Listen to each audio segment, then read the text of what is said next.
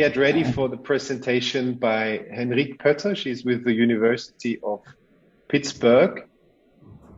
She did her master at the University of Rio de Janeiro in Brazil, and her research interests are the Internet of Things, distributed systems, security and privacy, which is also part of this presentation, embedded systems, and also software engineering.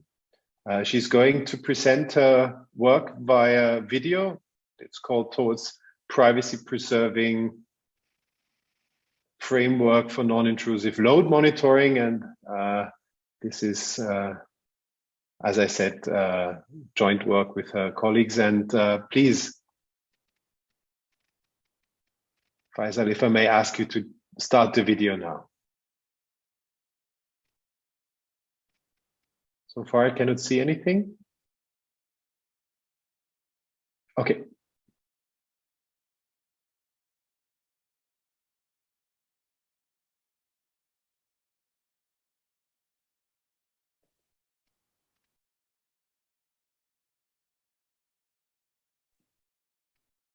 Cannot hear.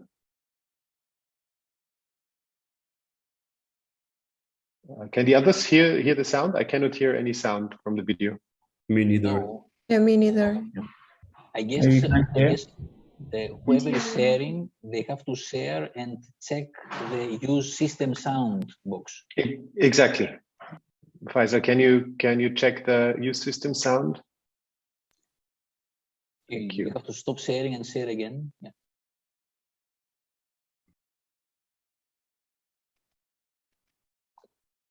So just a quick question. Is Henrique or any of the other authors present? Henrique? No, he doesn't seem to be here. So let's try this again.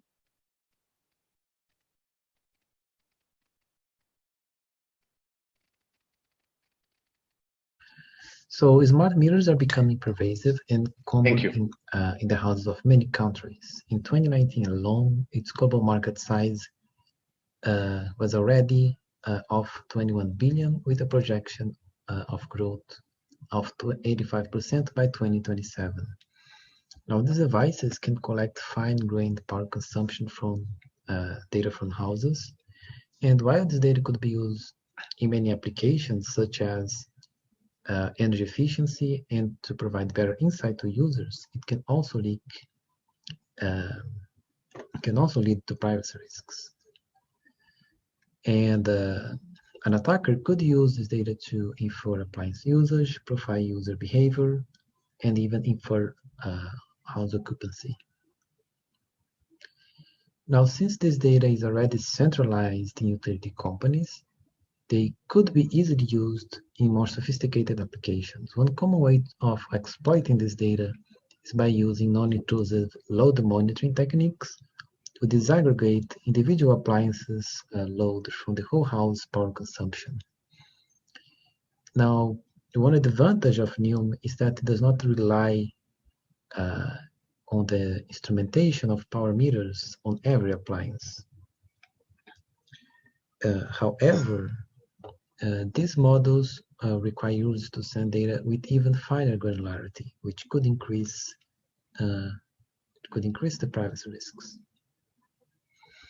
Now, one approach that solves the problem of sending raw data to remote parties and enabling the training of models is called federated learning. Now, federated learning enables remote services to aggregate models that are locally trained by users. And the training is typically done in rounds, in which in each round, an aggregator selects a subsample of the participants at random and aggregates the model only of those participants. However, research has shown that the resulting model can still leak information about users, and in particular is susceptible to membership inference, which would allow attackers to infer if users participated in the training of the model. Now, one approach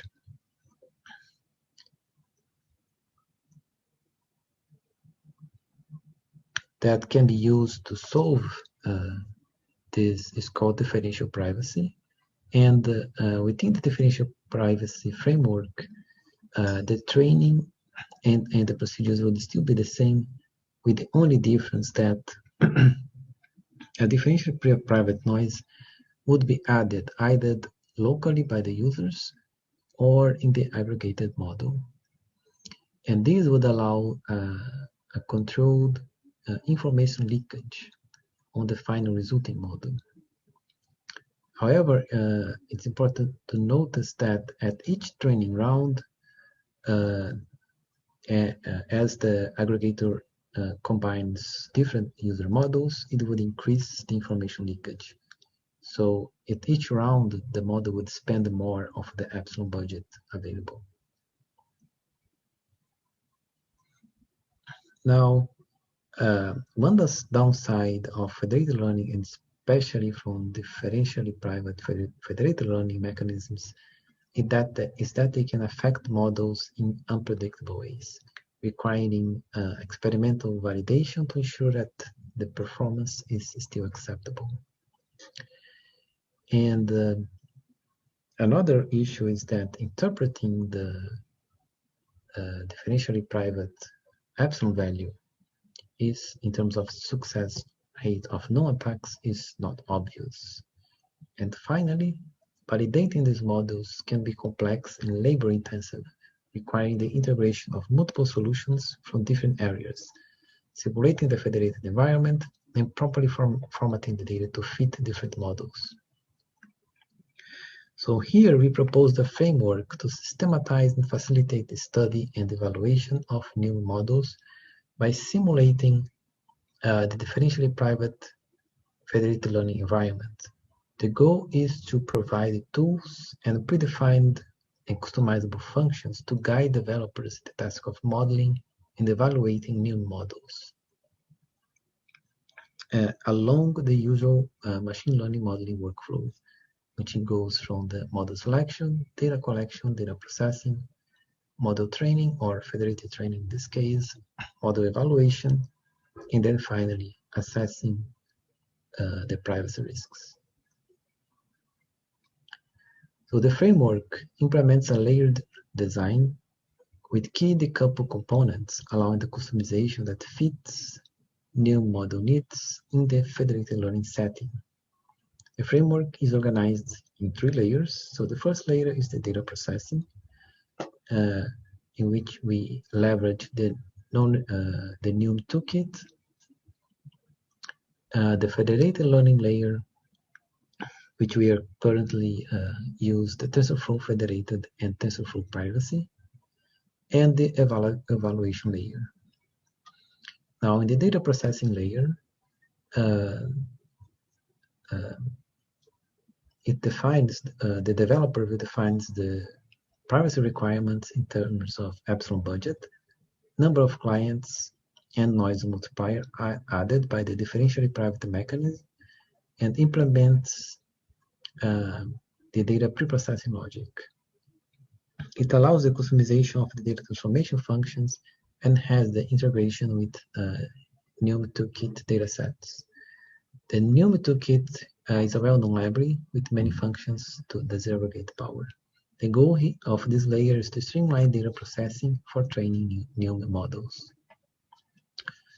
Now, the federated learning layer is comprised of tools and libraries used to simulate the federated learning environment and contains the differential privacy mechanism used in the aggregation process. The goal of this layer is to isolate both the federated learning and the differential privacy mechanisms being used. The last layer is the evaluation layer, which defines the set of metrics and attacks that can be used to measure the model's performance. It includes commonly used metrics to assess the performance of the disaggregation and pluggable privacy attacks to assess the efficacy of the differential privacy mechanism. So we evaluated the framework by using a neural net model. And this neural net model was trained with the combined data from the RED and the UKDU datasets, comprising of 11 houses. And then we trained this model to disaggregate the data from 3 particular appliances: the fridge, the kettle, and the microwave. And then we assess the performance of the model, including metrics such as the training loss, and the mean absolute error. And we evaluate the efficacy of the differential privacy mechanism by performing an attack known as the attacker's advantage, which is a type of membership inference attack. So here we show the performance of predicting on states, on and off states of each appliance. So we can see that the fridge had the best performance overall, both in the federated and with differential privacy.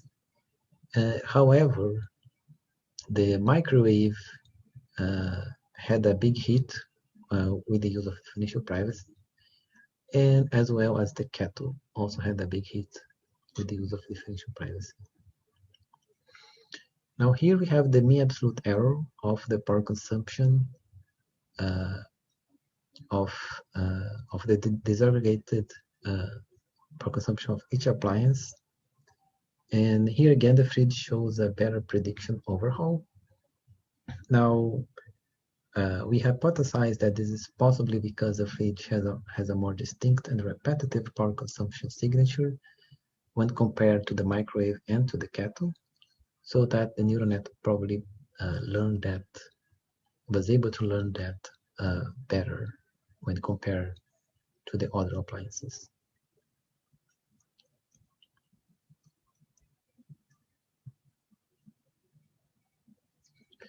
So finally, we show the attacker's advantage, which is a metric that measures an attacker is able to predict if users participate in the training of a model by using the training loss threshold. So simply if the data point is smaller than the training loss, then the attacker can classify that data as belonging to a user that participated in the training of that model. So here you can see that the differentially private model with low levels of, with a low epsilon value has a negative attacker advantage, whereas the model without differential privacy has a positive attacker advantage overall. However, as we increase our epsilon, we can see that they end up having the same level of attacker advantage despite using differential privacy, and which is kind of intuitive, since as we increase the epsilon, we should also increase the leakage, the information leakage on the model. So to conclude, we have discussed and implemented a framework, right, for the evaluation of new models using differential privacy and federated learning. We evaluated new models in the differentially private using our framework within the differentially private federated learning setting. We show that the PFL models are more robust to attacks, but it has a cost on the model accuracy or performance overall. And as future work, we're planning to integrate home synthetic data generation, allowing the user to select houses, customize houses with different appliances, and then measuring how well the model can disaggregate individual appliances for houses with different sets of appliances, and also consider other application use cases such as occupancy detection. So thank you very much for listening, and we are open to questions.